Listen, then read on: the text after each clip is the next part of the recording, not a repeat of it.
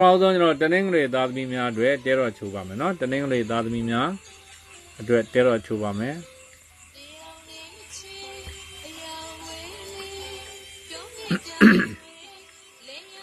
တနင်္ဂနွေသားသမီးတွေအတွက်ကြာလာတဲ့တဲတော်နမိတ်ကဘာနမိတ်လဲဆိုတော့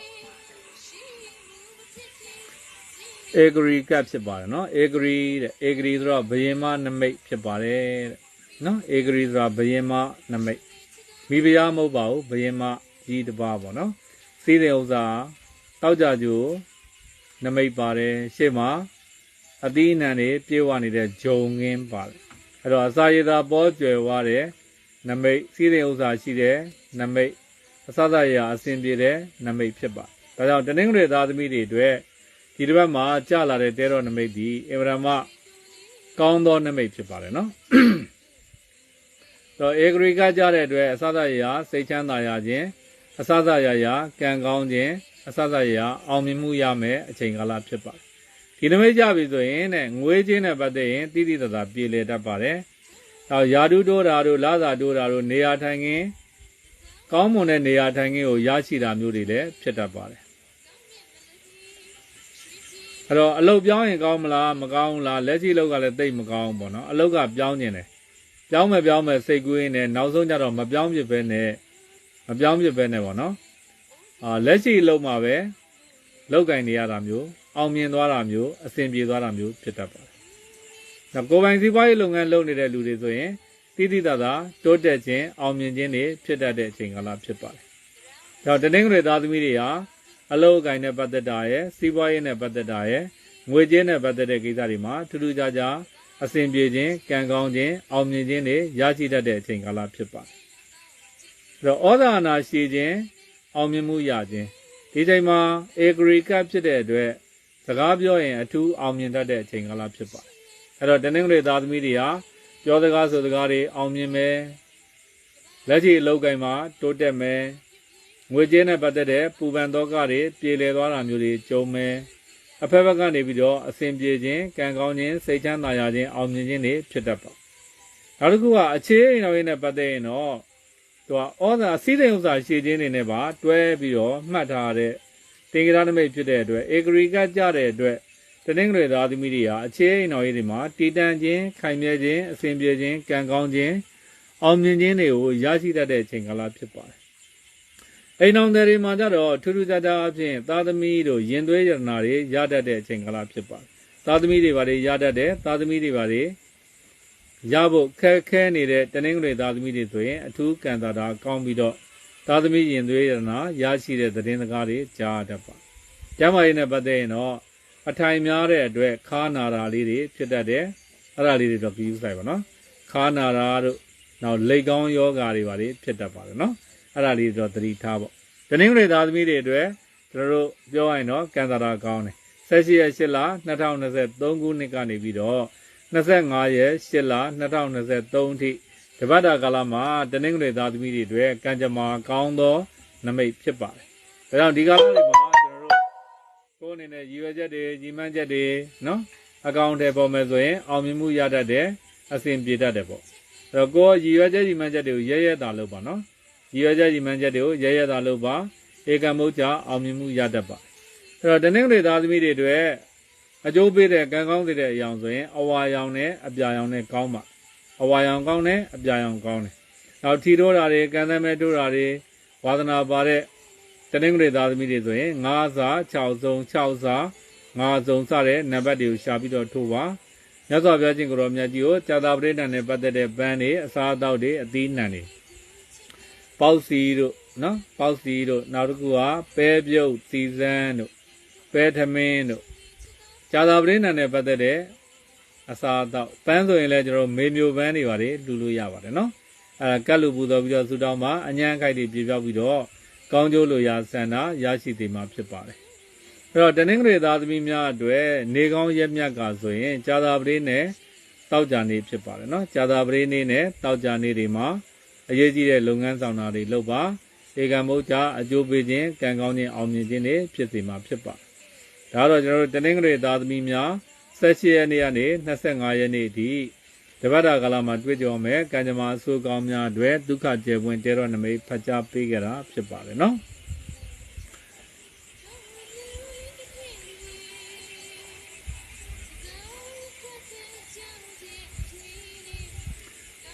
ရန်ကုန်မြို့နယ်အနီးတစ်ဝိုက်မှာပေါ့နော်ဘေးရင်အကြအနမေးခြင်းနဲ့ဆိုရင်ဟောကန်းမှာဆရာမလေးစောယူနွယ်ဟောပေးနေပါတယ်နော်ဆရာမလေးစောယူနွယ်ဆိုတော့လူငယ်ချင်းဆိုတော့အေးစစ်စစ်တိုင်ပင်လို့ရတာပေါ့နောက်နဝင်းရတရားတို့နိုင်ငံခြားကိစ္စတွေခုံမနက်ရတရားတို့တခြားသောအဆောင်ရတရားအစီရင်တွေလည်းပဲကျွန်တော်အပြည့်အစုံလုပ်ပေးထားခဲ့ပါတယ်နော်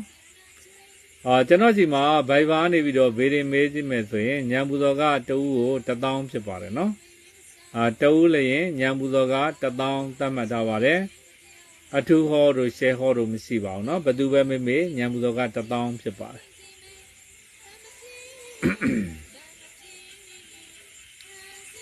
ဆိုတော့ရန်ကုန်နဲ့အနီးတစ်ဝိုက်မိတ်ဆွေတွေကတော့ဟောကန်းမှာသွားမေးကြပါเนาะဆရာမလေးစောယူနွယ်ရှိပါတယ်ဆရာမလေးစောယူနွယ်နဲ့အေးစစ်စစ်အကြအနာတိုင်ပင်ပြီးတော့အသေးစိတ်စိတ်တိုင်းကြမေးလို့ရပါတယ်ကိုကတခြားရရကိစ္စအစီအစဉ်အကူအညီတောင်းနေတယ်ဆိုရင်လည်းဆရာမလေးစောယူနွယ်ကြီးမှာအကူအညီတောင်းလို့ရပါတယ်အင်းဖျောင်းနိုင်တို့ရတနာဒီပန်းတို့အဲ့ဒါတွေအပြည့်အဝစီရင်ပြီးတော့ဟောကန်းမှာထားပေးထားပါတယ်နော်ကဲဆက်လက်ပြီးတော့ကျွန်တော်တို့တနင်္လာသားသမီးများ18ရက်8လ2023ကနေပြီးတော့25ရက်8လ2023အထိပေါ့နော်တနင်္လာသားသမီးတွေအတွက်ကံကြမ္မာဖတ်ကြားပေးမှာဖြစ်ပါတယ်နော်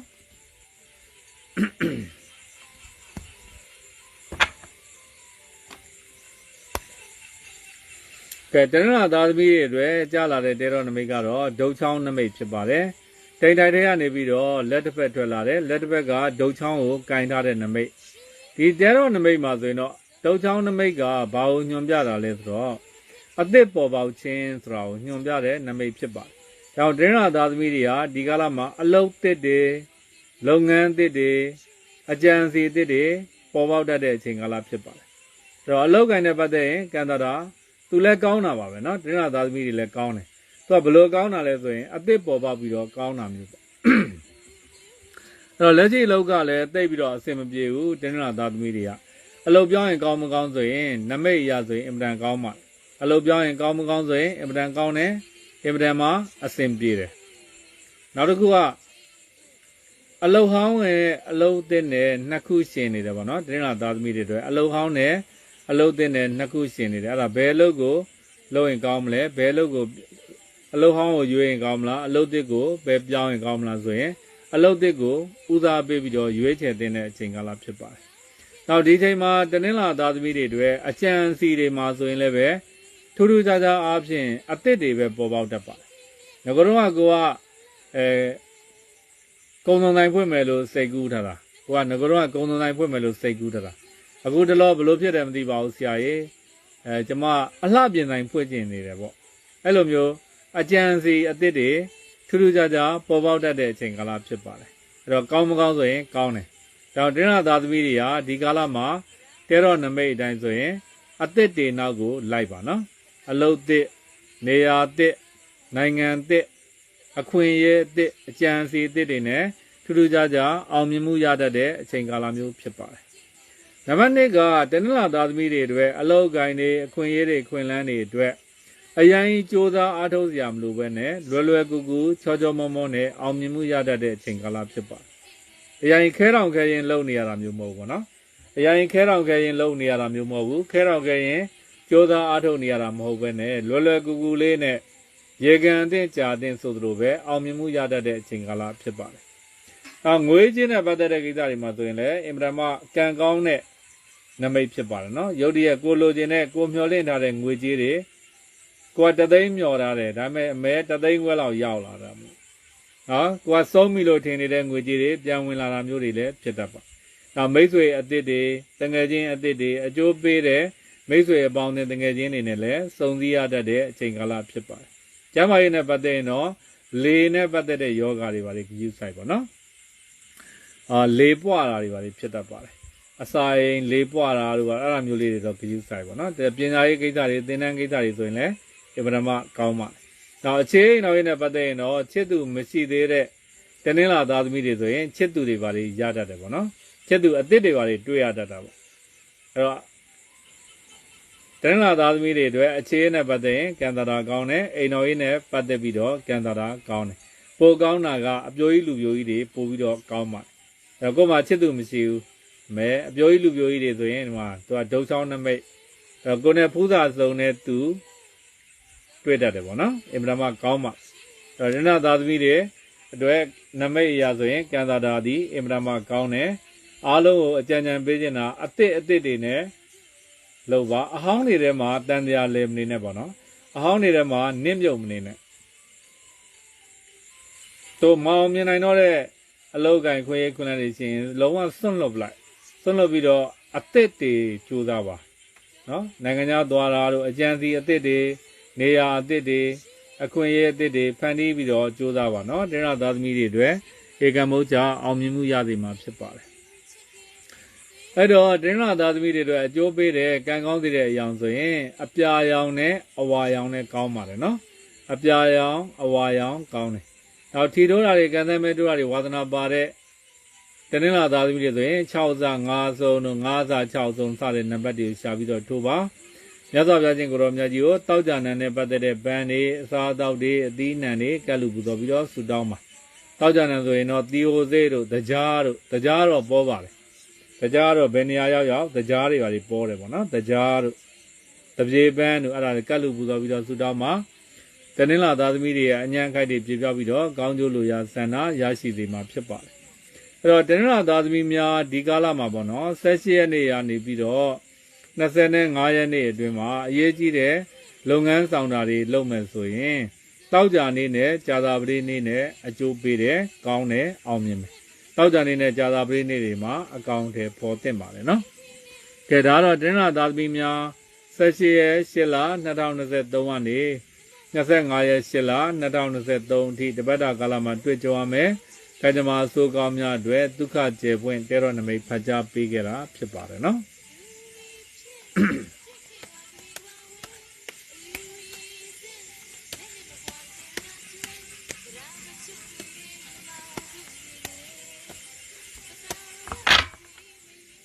ကဲဆက်လက်ပြီးတော့အင်္ဂါသားသမီးများအတွက်တဲတော်ချိုးလိုက်ပါပြီနော်။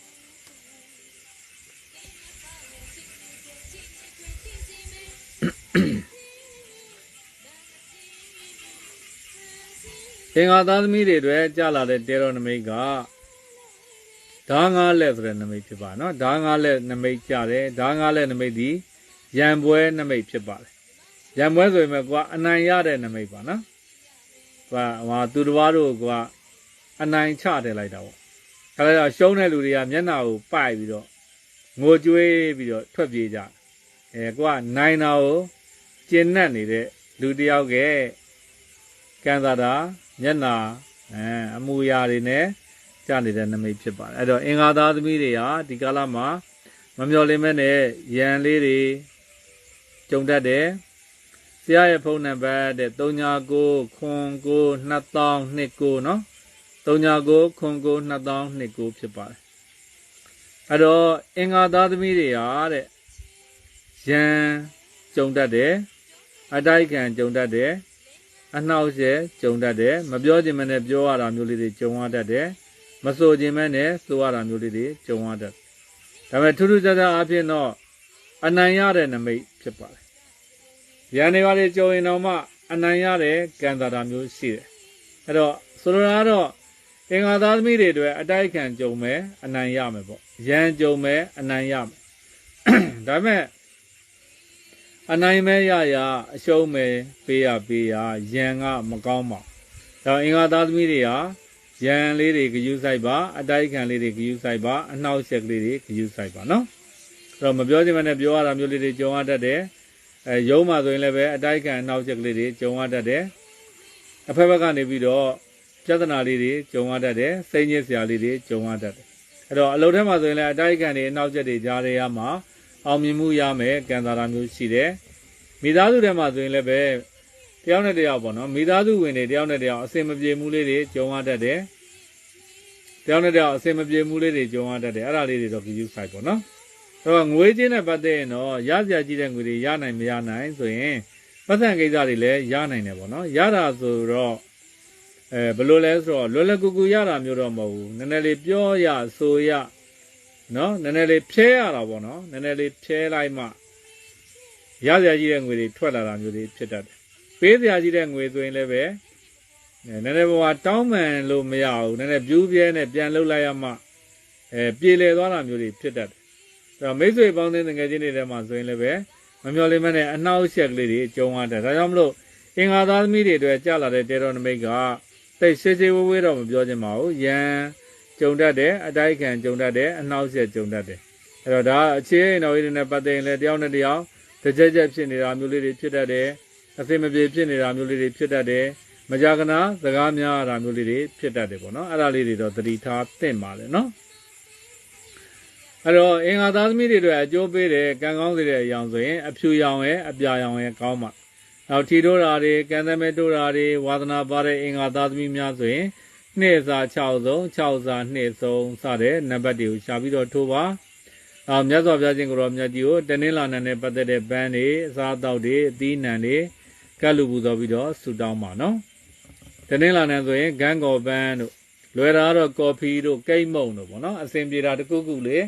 ကတ်လူပူတော်ပြီးတော့ဆူတောင်းပါအញ្ញံခိုက်တွေပြေပြောပြီးတော့ကောင်းကျိုးလိုရာဆန္ဒရရှိစေမှာဖြစ်ပါတယ်နော်အဲ့တော့အင်္ဂါသားသမီးတွေ18ရက်နေ့ကနေ25ရက်နေ့ထိဖြစ်ပါတယ်18ရက်8လ2023ကနေပြီးတော့25ရက်8လ2023ထိအရေးကြီးတဲ့လုပ်ငန်းဆောင်တာတွေလုပ်မယ်ဆိုရင်တနင်္လာနေ့နဲ့တောက်ကြနေ့တွေမှာရွေးချယ်ပြီးတော့လုပ်ပါနော်တနင်္လာနေ့နဲ့တောက်ကြနေ့တွေဒီအင်္ဂါသားသမီးတွေအတွက်နေကောင်းရက်မြတ်ဖြစ်ပါတယ်ဒါတော့အင်္ဂါသားသမီးများ18ရက်8လ2023ကနေ25ရက်8လ2023ထိတပတ်တာကာလမှာတွေ့ကြုံမဲ့ကံကြမ္မာစိုးကောင်းများအတွက်ဒုက္ခကျေပွင့်တေတော်နမိတ်ဖတ်ကြားပေးခဲ့တာဖြစ်ပါတယ်နော်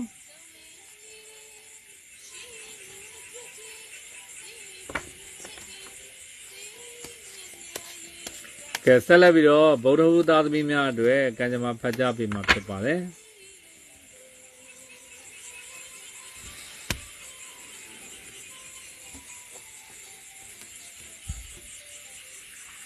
ဗုဒ္ဓဟူသားသမီးများအတွက်ကြာလာတဲ့တေတော်နမိတ်ကရှင်ပြန်ထမြောက်ခြင်းဆိုတဲ့နမိတ်ဖြစ်ပါတယ်နော်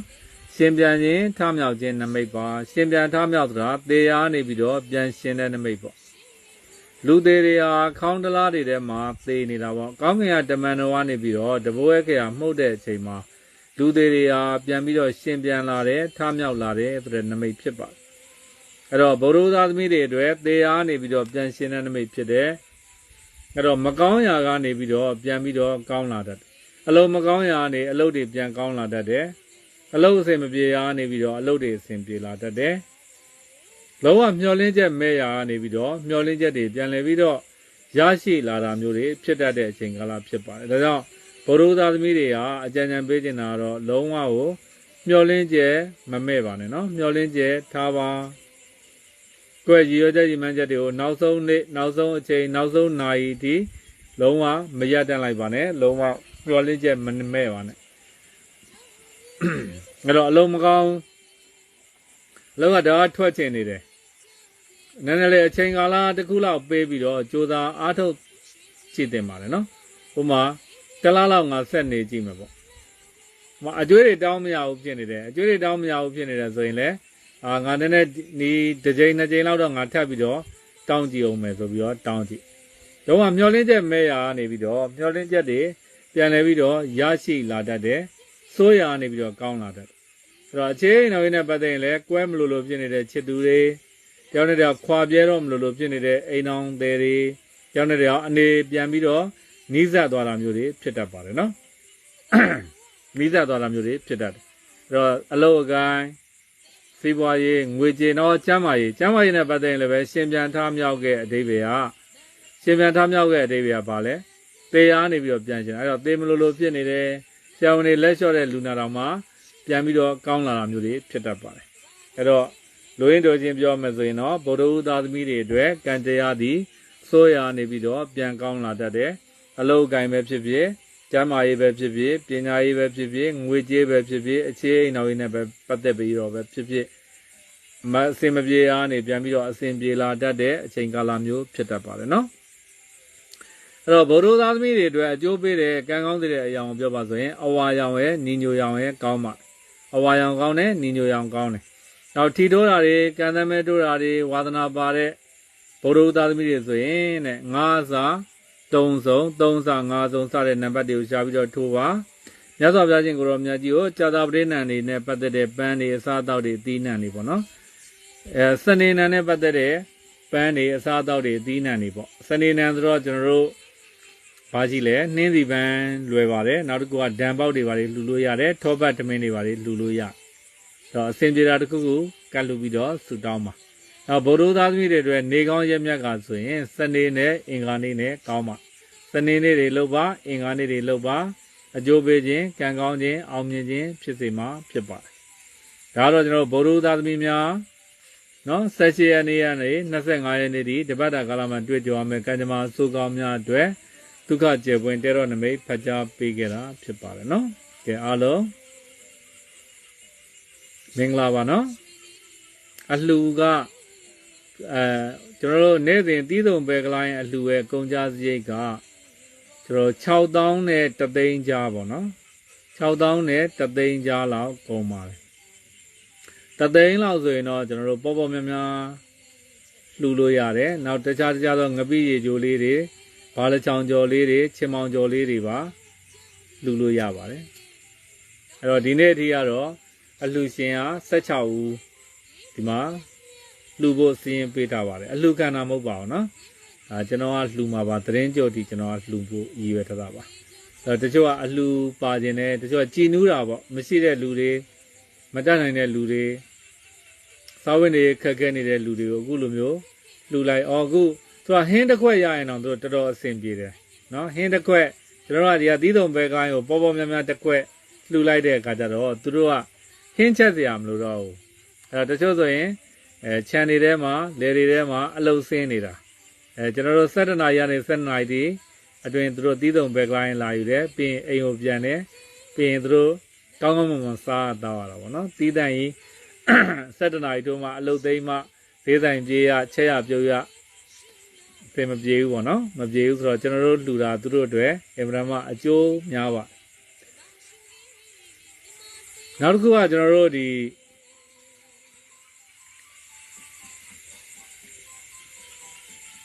လောအားကပေါ့ကျွန်တော်တို့ဒီမှာရှိတဲ့လူတွေရဲ့လောအားကဘယ်လောက်ရလဲဆိုတော့တနေ့ကို4000 5000လောက်ပဲရတာပါ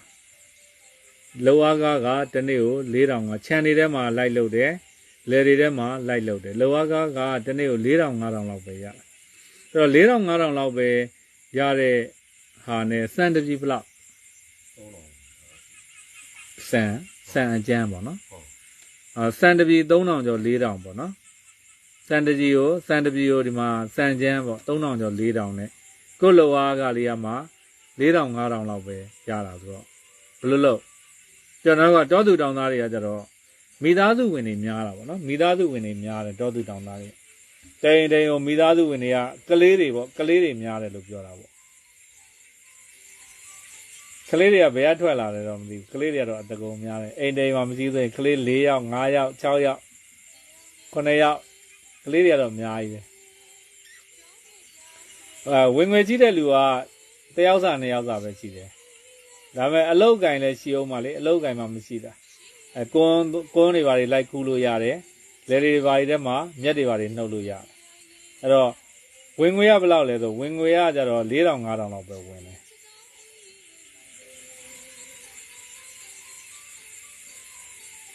လှူလို့ရပါတယ်နော်စုလိုက်လှူခြင်းနဲ့ဆိုရင်လှူလို့ရပါတယ်လာသာထုံးအဲ့တော့ရ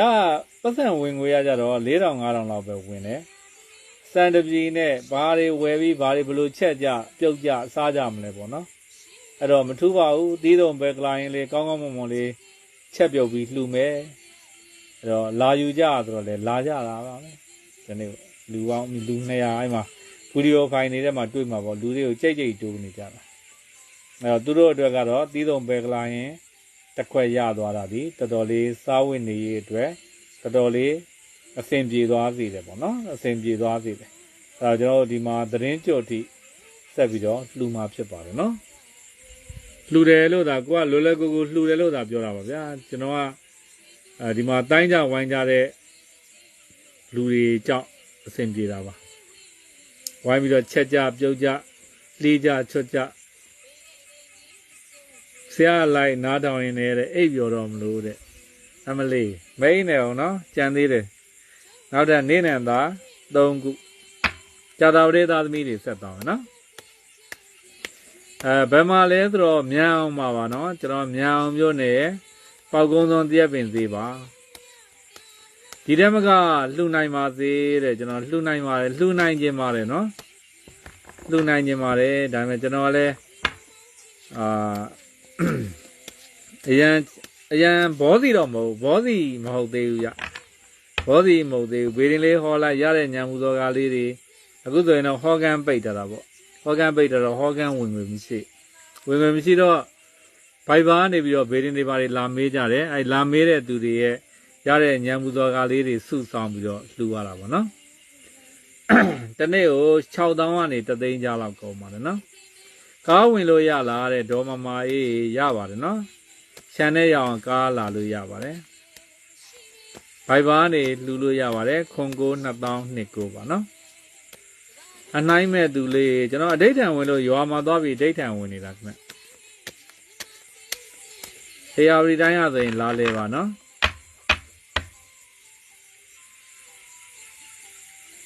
ဒေါ်စိန်နဲ့လာလေပါဗျလာလို့ရပါတယ်ဘသူပဲဖြစ်လာလေလို့ရပါတယ်ဖိတ်ပါတယ်နော်လှူမမလှူမမဟုတ်ပါဘူးကျွန်တော်တို့လာလေမယ်ဆိုရင်လည်းဘသူပဲဖြစ်လာလို့ရပါတယ်ကဲဆက်လက်ပြီးတော့ဇာတာပရိသသမီးများအတွက်တေရနမိတ်ဖတ်ကြားပေးမှာဖြစ်ပါတယ်နော်ဇာတာပရိသသမီးများအတွက်ကြားလာတဲ့တေရနမိတ်ကကျဲပွင့်နမိတ်ဖြစ်ပါတယ်နော်ကျဲပွင့်နမိတ်ဒီအင်မတန်မှကောင်းတယ်အကယ်ဒမီရတဲ့နမိတ်ပေါ့နော်အကယ်ဒမီရွှေသင်ရုပ်ထုမှာဆိုရင်ကျဲပွင့်ပါအဲ့တော့ဒီနမိတ်ထဲမှာဆိုရင်တိတ်တိုက်ကနေလက်တစ်ဖက်ထွက်လာတယ်အဝါရောင်ကျဲကြီးတစ်လုံးကိုကင်ထားတယ်နောက်မှဆိုရင်လမ်းလေးတစ်ခုရှိတယ်မုတ်ဦးလေးတစ်ခုရှိတယ်အဲ့တော့အောင်မြင်မှုတကားတွေပွင့်မဲ့နမိတ်ပါတဲ့ဇာတာပရိသသမီးတွေဘယ်ပေါက်ကိုခောက်အောင်မြင်မှုရမယ်ပေါ့နော်ဘယ်တကားကိုပဲခွန်ကို2000မှာကေပေးရှိပါတယ်နော်ဘိုင်ဘာနဲ့အရင်ပြောပါဗျအဲ့ဒီမှာကွန်မန့်လေးရေးလိုက်အဲ့ဒီမင်းအကောင့်ကနေပြီဖုန်းနံပါတ်လေးကွန်မန့်ရေးလိုက်ငါပြင်အဲ့ဒါကိုပင်ထောက်ပြီအဲ့တော့အောင်မြင်မှုရမယ်နမိတ်တဲ့ဇာတာပရိသသမီးတွေကဒီကာလမှာဘယ်တကားကိုပဲသွားခောက်အောင်မြင်မှုရတတ်တင့်တွေဇာတာပရိသသမီးတွေအတွက်အောင်မြင်မှုတကားတွေပွင့်တဲ့နမိတ်ဖြစ်ပါတယ်ဒါကြောင့်ဒီအချိန်မှာကိုယ်စွမ်းဉာဏ်စွမ်းရှိသလောက်ကြိုးစားအားထုတ်လိုက်မယ်ဆိုရင်အင်မတန်မှကောင်းပါတယ်မတ်ချိုရေးလာလေပါအဲ့တော့ငွေကြေးနဲ့ပတ်သက်တဲ့ကိစ္စတွေမှာနော်အကူအညီကောင်းတွေရတတ်တယ်အခြေအနေကောင်းတွေရတတ်တယ်အကျိုးပေးခြင်းကံကောင်းခြင်းအစဉ်ပြေခြင်းအောင်မြင်ခြင်းတွေဖြစ်တတ်တယ်အဖက်ဘက်ကနေပြီးတော့အစဉ်ပြေတာပေါ့နော်အဲ့တော့ကိုယ်အနေနဲ့ဇာတာပရိသသမီးတွေကအလောက်ကန်ခွင့်ရခွင့်လန်းတွေကိုကိုကတီးတန့်အောင်လိုက်ရှာနေကြမလို့ပါဘူးအိမ်မှာထိုင်နေနေကိုအလောက်ကန်ခွင့်ရခွင့်လန်းတွေဝင်ရောက်လာတတ်တဲ့အချိန်ကာလဖြစ်ပါကိုယ့်ကိုနေနဲ့တငယ်ချင်းတွေကနေပြီးတော့ဖုံးဆက်လာမယ်အလုပ်တစ်ခုရှိနေတယ်ကောင်းတယ်လုပ်ပါလားဝင်မလားရှောက်ပါလားအဲ့ဒါမျိုးဖုံးဆက်လာတတ်တယ်နော်နောက်တစ်ခါကျဲပွင့်နမိတ်ဖြစ်တဲ့အတွက်ပြည်ပခရီးတွေနိုင်ငံခြားခရီးတွေမှာအောင်မြင်မှုရတတ်တဲ့အချိန်ကာလဖြစ်တတ်တယ်အစဉ်ပြေခြင်းရတတ်တဲ့အချိန်ကာလဖြစ်ပါတယ်နောက်ကျွန်တော်ဇာတာပရိသသမီးတွေမှာဆိုရင်စိုက်ပျိုးရေးလုပ်ငန်းတွေနဲ့ပတ်သက်ရင်ထူးထူးခြားခြားအောင်မြင်မှုရတတ်ပါတယ်နော်သီးနှံစိုက်ပျိုးရေးလုပ်ငန်းတွေနဲ့ပတ်သက်ပြီးတော့ထူးထူးခြားခြားကံကောင်းခြင်းအစဉ်ပြေခြင်းအောင်မြင်ခြင်းတွေဖြစ်တတ်တဲ့အချိန်ကာလဖြစ်ပါတယ်နောက်ဇာတာပရိသသမီးတွေကဒီကာလမှာအရေးကြီးတာပေါ့ပါပါလေးနဲ့ကြိုးစားအားထုတ်တဲ့အချိန်ကာလဖြစ်ပါတယ်အဖက်ဘက်ကနေပြီးတော့အစဉ်ပြေခြင်းကံကောင်းခြင်းတွေ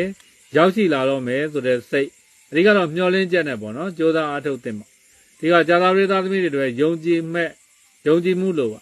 ယုံကြည်ခြင်းနဲ့ကြိုးစားပါအားထုတ်ပါအဖက်ဘက်ကနေအစဉ်ပြေခြင်းကံကောင်းခြင်းတွေရရှိလာတတ်နောက်ကကျယ်ပွင့်ရဲ့အဓိပ္ပာယ်ကြတော့အနုပညာနဲ့ပတ်သက်တဲ့လုပ်ငန်းတွေမှာထူးထူးခြားခြားအောင်မြင်မှုရတတ်ပါနော်စာပေရေးသားခြင်းစာအုပ်ထုတ်ဝေခြင်းဂီတဖန်တီးခြင်းအ နုပညာနဲ့ပတ်သက်တဲ့ရိုက်ကူးရေးတွေလုပ်ခြင်းစတဲ့ကိစ္စတွေမှာထူးထူးခြားခြားအောင်မြင်မှုရတတ်တဲ့အချိန်ကာလဖြစ်ပါတယ်ဒါကြောင့်မလို့ကြာသာပရိသတ်သမီးတွေရဲ့အခြေရဲ့အိမ်တော်ရေးဆိုရင်လည်းချစ်သူရဲ့ surprise တိုက်တာဂယုစိုက်တာကံကောင်းခြင်းတွေပျော်ရွှင်ခြင်းတွေဝင်လာတတ်တဲ့အချိန်ကာလဖြစ်ပါတယ်နော်အဲ့တော့ဒီချိန်မှာကျွန်တော်တို့ကြာသာပရိသတ်သမီးတွေအတွက်နမိတ်ဖတ်တဲ့အခါအားလုံးကိုခြုံငုံပြောရမယ်ဆိုရင်တော့ကံတာတာအထူးကောင်းတယ်အောင်မြင်မှုတကားပွင့်တယ်ဘယ်လို့ပဲရှောက်ကြောက်လွယ်လွယ်ကူကူရတတ်တယ်အလိုလိုနေနဲ့ထိုင်နေနဲ့ဟိုပဲစီးပွားရေးငွေကြေးကိစ္စအခွင့်အရေးခွင့်လန်းသတင်းစကားတွေကြားရတတ်တဲ့အချိန်ကာလဖြစ်တယ်ကျမ်းမာရေးစိုးစိုးရွားရွားအညံ့အခိုင်မရှိပါဘူးနော်စာပေကိဒအနုပညာနဲ့ပတ်သက်တဲ့လုပ်ငန်းတွေမှာထူးထူးခြားခြားအောင်မြင်မှုရတတ်တဲ့အချိန်ကာလဖြစ်ပါတယ်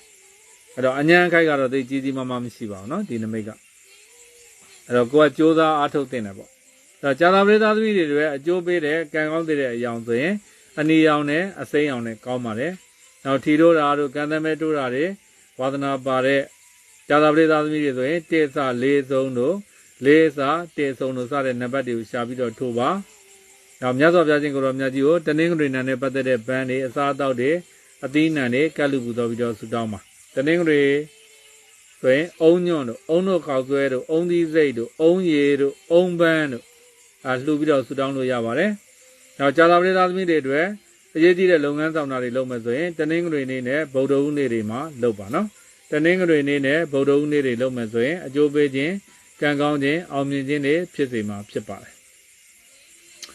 ဒါတော့ကြာသာပရိသတ်သမီးများ18ရက်8လ2023ကနေပြီးတော့ခဏလေးဖုန်းနံပါတ်လေးပင်ထောက်ဖ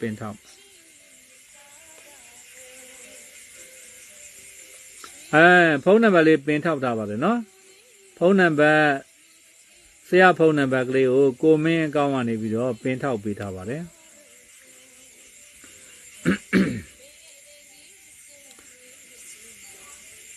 ကြာသာပရိသတ်သမီးများ18ရက်8လ2023ကနေ25ရက်8လ2023ဒီတပတ်တာကာလမှာတွေ့ကြုံရမယ့်ကံကြမ္မာဆိုးကောင်းများအတွက်ဒုက္ခကျေပွင့်တဲတော်နမိတ်ဖတ်ကြားပေးကြတာဖြစ်ပါတယ်နော်ကဲဆက်လက်ပြီးတော့တောက်ကြသားသမီးများအတွက်ကံကြမ္မာဖတ်ကြားပေးမှာဖြစ်ပါတယ်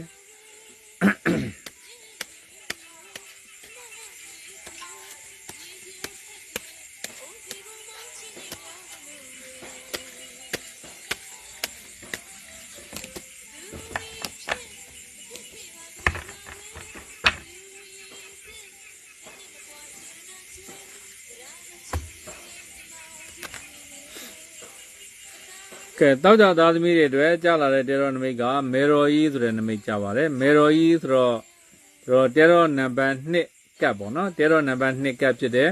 အင်မတန်မှကောင်းတယ်ပေါ့မေရော်ကြီးဆိုတာငွေကြေးနဲ့ပတ်သက်တဲ့ကိစ္စတွေမှာထူးထူးခြားခြားအောင်မြင်မှုရတတ်တယ်စီးပွားရေးလုပ်ငန်းတွေနဲ့ပတ်သက်ပြီးတော့တည်တည်ငြိမ်ငြိမ်နဲ့ရှေ့ဆက်ရတတ်တယ်နောက်အရေးကြီးတဲ့စီးပွားရေးလုပ်ငန်းတွေနဲ့ပတ်သက်တဲ့စာချုပ်စာတမ်းတွေလက်မှတ်ရေးထိုးရတတ်တယ်အရေးကြီးတဲ့အယောင်းဝယ်နဲ့ပတ်သက်တဲ့စာချုပ်စာတမ်းတွေလက်မှတ်ရေးထိုးရတတ်တယ်ဒီကတော့ငွေကြေးနဲ့ပတ်သက်တဲ့ကံတာတာတွေမှာအင်မတန်မှကောင်းတယ်အမလိုအမေလိုအတော်လိုမိခင်လိုပုဂ္ဂိုလ်တွေရဲ့ငွေကြေးအကူအညီကောင်းတွေပေးတတ်တဲ့အချိန်ကာလဖြစ်ပါတယ်ဒီကတောက်ကြသားသမီးတွေကငွေကံကောင်းတယ်အဲ့တော့ထီလေးပါလေးထိုးပေးနော်ကံသမ်းမဲလေးပါလေးထိုးပေးထီကံတွေပါလေးကောင်းတယ်အင်မတန်မှအဆင်ပြေတယ်စိတ်ချမ်းသာအဲ့တော့တောက်ကြသားသမီးတွေအတွက်တော်တော်ကောင်းတယ်နည်းနည်းပေါ့အများကြီးကောင်းတယ်နော်အဲ့တော့ထီလေးပါလေးထိုးပါအင်မတန်ကောင်းပါအကူအညီကောင်းတွေရတတ်တယ်တည်တည်ငြိမ်ငြိမ်နဲ့အစဉ်ပြေသွားတတ်တယ်နော်မိခင်အမအမေအတော်အမျိုးသမီးကြီးကြီးမမတွေရဲ့ကူညီပံ့ပိုးပေးမှုရတတ်တယ်နောက်တောက်ကြသားသမီးတွေဟာဒီကာလမှာနည်းနည်းလေးဂရုစိုက်ရမယ့်ကိစ္စတစ်ခုရှိပါတယ်အဲဒီတစ်ခုကတော့ဘာလဲဆိုတော့ကျွန်တော်တို့တခုအခွင့်အရေးတွေကကံတာတာကောင်းတဲ့အခါကျတော့နှစ်မျိုးနှစ်စားတွဲပြီးတော့ဝင်လာတတ်တယ်အခွင့်အရေးဟာနှစ်ခုနှစ်မျိုးနှစ်ခုနှစ်ကြိမ်ပေါ့နော်အဲ့လိုမျိုးဝင်လာတတ်တယ်အဲ့နှစ်ခုဝင်လာတဲ့အခွင့်အရေးနှစ်ခုထဲမှာတစ်ခုကအရန်ကောင်းပြီးတော့တစ်ခုကအရန်ဆိုးတတ်တယ်တစ်ခုကအရန်ကောင်းပြီးတော့တစ်ခုကအရန်ဆိုးတတ်တယ်အဲ့တော့တောက်ကြသားသမီးတွေဟာဒီချိန်မှာအရေးကြီးတာပါလဲဆိုတော့စိတ်ကိုအေးအေးထားမယ်ထားပြီးတော့မှန်မှန်ကန်ကန်ရွေးချယ်ပြီးတော့လုပ်ဖို့လိုတယ်သူကဆုံးဖြတ်ချက်မှားသွားရင်လည်းအရန်ဆိုးတဲ့လမ်းကိုရောက်သွားတတ်တယ်နော်အရန်ဆိုးတဲ့လမ်းကိုရောက်သွားတတ်တယ်အလုပ်ဆိုရင်လည်းနှစ်ခုဝင်လာမယ်အဲ့နှစ်ခုမှာတစ်ခုကအရန်ကောင်းတယ် နောက်ကျန်တဲ့တစ်ခုကမကောင်းအဲ့တော့ဒီချိန်မှာတောက်ကြသားသမီးတွေဟာတဲ့အလောက်ကန်ခွင့်ရခွင့်လန်းနဲ့ပတ်သက်ရင်ကံတာရာကတော့ကောင်းတယ်တော်တော်ကောင်းတယ်ဒါပေမဲ့အခက်အခဲကြီးတယ်အဲ့ဒီအခက်အခဲကဘာလဲဆိုတော့မကောင်းတဲ့အလုပ်ကိုရွေးမိရင်တော့သွားပြီမကောင်းတဲ့ဟာကိုရွေးမိရင်တော့သွားပြီအဲ့တော့ကိုယ့်ကိုမှန်မှန်ကန်ကန်ရွေးချယ်ပါဘာနဲ့ရွေးချယ်ရမလဲဆိုရင်ဘာသာရေးလုပ်ပါဘုရားတရားလုပ်ပါမေတော်ကြီးကဖြစ်တယ်ပေါ့နော်မေတော်ကြီးကဖြစ်တဲ့အတွက်ဘာသာရေးတွေလုပ်ပါဘုရားတရားတွေလုပ်ပါစိတ်ကိုအေးချမ်းချမ်းလုပ်ပါမှန်ကန်တဲ့အလုပ်တွေရပါစေမှန်ကန်တဲ့အခွင့်အရေးတွေရပါစေမှန်ကန်တဲ့လမ်းကိုပဲရွေးချယ်နိုင်ပါစေဆုံးဖြတ်နိုင်ပါစေလို့နော်အဲ့လိုမျိုးဆန္ဒပြုပါစုမကောင်းတောင်းပါနော်အဲ့တော့ကံတရာမကောင်းလားကောင်းတယ်အဓိကကောင်းတာကတော့ငွေကြေးနဲ့ပတ်သက်ရင်ကံတရာကောင်းတယ်အဖက်ဖက်ကနေအစဉ်ပြေခြင်းအဖက်ဖက်ကနေကံကောင်းခြင်းအဖက်ဖက်ကနေအကျိုးပေးခြင်းအောင်မြင်ခြင်းဖြစ်မဲ့အချိန်ဖြစ်တယ်အရေးကြီးတဲ့ဆုံးဖြတ်ချက်တွေကိုချမှတ်ရတတ်တယ်အရေးကြီးတဲ့အယောင်းဝင်နဲ့ပတ်သက်တဲ့စာချုပ်စာတမ်းလက်မှတ်ရေးထိုးရခြင်းတွေကြုံရတတ်တယ်အခြေအိမ်တော်ရေးနဲ့ပတ်သက်ရင်မိခင်အမတွေရဲ့ကုညီပံ့ပိုးပေးမှုကြောင့်အခြေအိမ်တော်ရေးနဲ့ပတ်သက်တဲ့ကိစ္စတွေမှာလည်းအဆင်ပြေမယ်ကျမ်းမာရေးနဲ့ပတ်သက်ရင်အရန်စိုးစိုးရွာအညံကိုက်ကြီးကြီးမားမားမရှိပါဘူးနော်အရေးကြီးတာတော့ဘာသာရေးလေးလုပ်ပေးပါဖရာတရားလေးလုပ်ပေးပါအဋ္ဌံလေးပါလေးလုပ်ပေးပါနောက်တစ်ခုကကျွန်တော်တို့အဋ္ဌံလေးပါလေးလုပ်ပေးပါဘောနော်နောက်တစ်ခုကဘာလဲဆိုတော့ထီထိုးပေးထီထိုးပါထီတွေပါလေးထိုးပေးပါနော်ထီတွေပါလေးထိုးပေးပါကံသမဲလေးပါလေးထိုးပေးပါပို့ပြီးတော့ကံကောင်းစေမှာအောင်မြင်စေမှာဖြစ်ပါတယ်အဲ့တော့တောက်ကြသားသမီးတွေအတွက်အကျိုးပေးတဲ့ကံကောင်းစေတဲ့အရာဆိုရင်နီညိုရောင်နဲ့အစိမ်းရောင်နဲ့ကောင်းပါနီညိုရောင်ကောင်းတယ်အစိမ်းရောင်ကောင်းတယ်နောက်ထီထိုးတာတွေကံသမဲထိုးတာတွေဝါသနာပါရင်3စာ4သုံး4စာ3သုံးစတဲ့နံပါတ်တွေကိုရှာပြီးတော့ထိုးပါမြတ်စွာဘုရားရှင်ကိုရောမြတ်ကြီးကိုအင်္ဂါဏနဲ့ပတ်သက်တဲ့ပန်းနဲ့စပယ်ပန်းပေါ့စမူစာတို့ဇီးတီတို့ဇီးယိုတို့ဇီးတုတ်တို့အဲ့ဒါကတ်လို့ပူဇော်ပြီးတော့ဆူတောင်းမှာအញ្ញံကိုက်တွေပြေပြောက်ပြီးတော့ကောင်းကျိုးလိုရာဆန္ဒရရှိစေမှာဖြစ်ပါတယ်တောက်ကြသားသမီးတွေအတွက်အရေးကြီးတဲ့လုပ်ငန်းဆောင်တာတွေလုပ်မယ်ဆိုရင်အင်္ဂါနေ့နဲ့ဗုဒ္ဓဟူးနေ့တွေမှာလုပ်ပါအင်္ဂါနေ့နဲ့ဗုဒ္ဓဟူးနေ့တွေမှာလုပ်ပါအင်္ဂါနေ့နဲ့ဗုဒ္ဓဟူးနေ့တွေဒီတောက်ကြသားသမီးများအတွက်18ရက်နေ့ကနေ25ရက်နေ့အတွင်းတပတ်တာကာလမှာတွေ့ကြမယ်နေကောင်းရက်မြတ်ရက်ရစာဖြစ်ပါတယ်နော်ကဲဆက်လက်ပြီးတော့စနေသားသမီးများအတွက်တဲတော်ချိုးပါမယ်နော်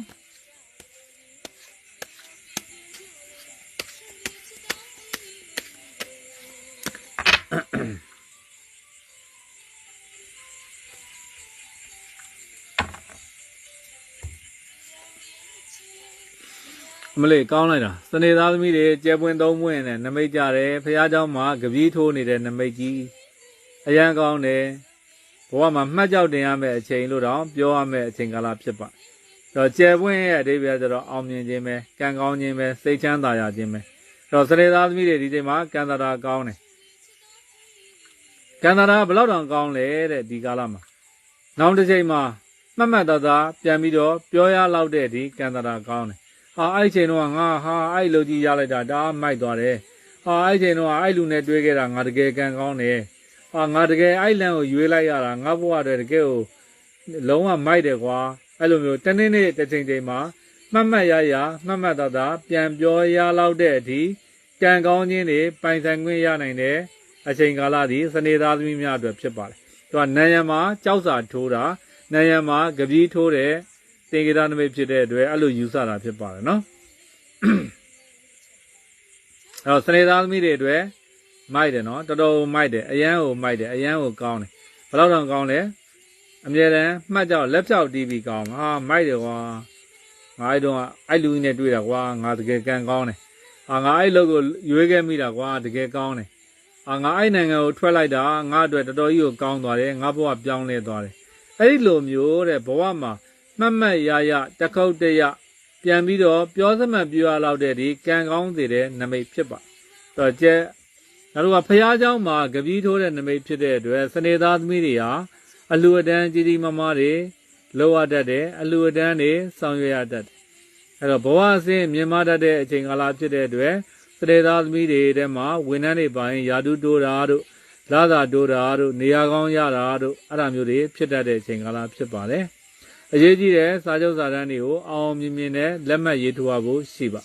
စတုလုပ်ငန်းတွေရှယ်ယာလုပ်ငန်းတွေပူးတွဲပေါင်းဆက်လုပ်ငန်းတွေမှာအောင်မြင်မှုရတတ်ပါကိုချစ်တဲ့လူတွေနဲ့ကိုချစ်တဲ့အိမ်တော်ဘက်နဲ့ကိုရဲ့ချစ်သူနဲ့အတူတကွလက်တွဲပြီးတော့ဘာသာရေးနဲ့ပတ်သက်တဲ့အဋိဌာန်တွေနော်ဘာသာရေးနဲ့ပတ်သက်တဲ့အလှူအတန်းကိစ္စတွေ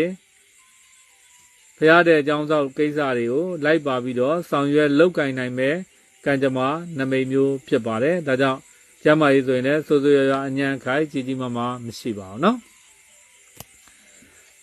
အဲ့တော့စနေသားသမီးတွေတော့အကျိုးပေးတဲ့ကံကောင်းတဲ့အရာဆိုရင်အစိမ်းရောင်နဲ့အဝါရောင်နဲ့ကောင်းပါတယ်နော်ထီတို့တာတွေကံသမဲတို့တာတွေဝါသနာပိုင်း4စ5စုံ5စ4စုံစတဲ့နံပါတ်တွေကိုရှာပြီးတော့ထိုးပါနောက်မြတ်စွာဘုရားရှင်ကိုရောမြတ်ကြီးကိုဗုဒ္ဓဝုဏ္ဏနဲ့ပတ်သက်တဲ့ပန်းတွေစားတောက်တွေအသီးနှံတွေကတ်လူပူဇော်ပြီးတော့ဆုတောင်းပါဗုဒ္ဓဝုဏ္ဏဆိုတော့လက်ဖက်တုပ်တို့လက်ဖက်ရည်တို့ရွက်လှပန်းတို့လှူလို့ရပါတယ်နော်အဲ့တော့စနေသားသမီးတွေအတွက်အရေးကြီးတဲ့လုပ်ငန်းဆောင်တာတွေလုပ်မယ်ဆိုရင်ဗုဒ္ဓဝုနေ့နဲ့ကြာသပတေးနေ့နဲ့ကောင်းပါတယ်နော်ဗုဒ္ဓဝုနေ့နဲ့ကြာသပတေးနေ့တွေဒီစနေသားသမီးတွေအတွက်နေကောင်းရမှဖြစ်ပါတယ်ဒါတော့18ရက်8လ2023ကနေပြီးတော့25ရက်8လ2023အထိတပတ်တာကာလမှာတွေ့ကြရမယ်ကံကြမ္မာဆိုးကောင်းများအတွက်ဒုက္ခကျေပွင့်တဲတော်နမိတ်ဖတ်ကြားပေးကြတာဖြစ်ပါတယ်နော်ကဲဒီကနေ့မှာတနင်္ဂနွေ